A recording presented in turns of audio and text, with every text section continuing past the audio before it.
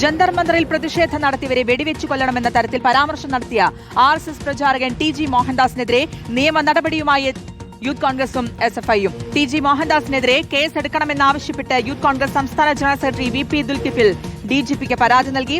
SFI Thiruvananthapuram ജില്ലാ secretary Nandan നൽകിയ പരാതിയിലും സമാനമായ ആവശ്യമാണ് ഉന്നയിച്ചിരിക്കുന്നത്. റോഷിപാലുണ്ട് വിശദാംശങ്ങൾ നൽകാൻ. റോഷിപാൽ, ഗുരുതരമായിട്ടുള്ള പരാമർശം, ഗുരുതരമെന്ന് പറയാൻ പറ്റില്ല, അങ്ങേയറ്റം ഗുരുതരമായിട്ടുള്ള പരാമർശമാണ് നടത്തിയത്. എന്തായാലും ഇതിനെതിരെയാണ് ഇപ്പോൾ രംഗത്തെത്തിയിരിക്കുന്നത് യൂത്ത് കോൺഗ്രസും. നീക്കങ്ങൾ എങ്ങനെയാണ്?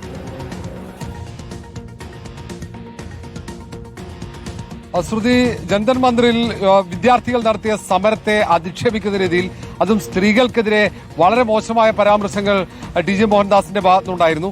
അതിനൊപ്പം തന്നെ അവിടെ സംഘടിച്ച പ്രതിഷേധിക്കുന്ന വിദ്യാർത്ഥികളെ വെടിവെച്ച് കൊല്ലാനുള്ള ആഹ്വാനവും TG മോഹൻദാസ് നൽകിയെന്നാണ് യൂത്ത് കോൺഗ്രസ് സംസ്ഥാന ജനറൽ സെക്രട്ടറി VP ദുൽകിഫിൽ നൽകിയ പരാതിയിൽ പറയുന്നത്. സംസ്ഥാന പോലീസ് മേധാവിക്കാണ് VP ദുൽകിഫിൽ പരാതി നൽകിയത്. SFI തിരുവനന്തപുരം ജില്ലാ സെക്രട്ടറി നന്ദനും പോലീസിൽ പരാതി നൽകിയിട്ടുണ്ട്.